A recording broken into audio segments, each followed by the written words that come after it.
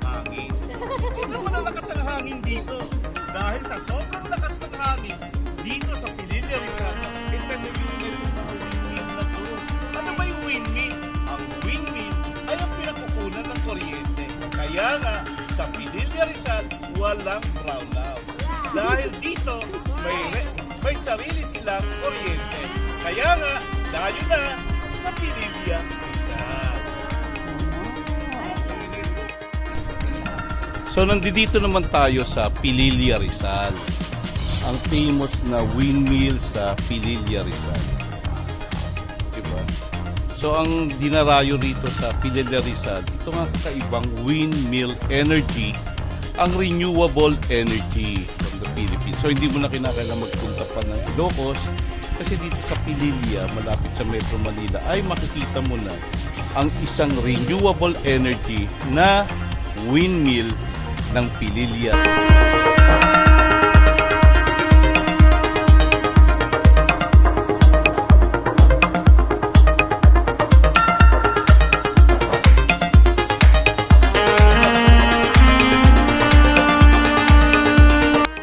So, ang isa naman dinarayo dito yung overlooking na restaurant nila na dito kakain. Local local food lang pero okay na, mga silog style at saka mga bulalo, di ba?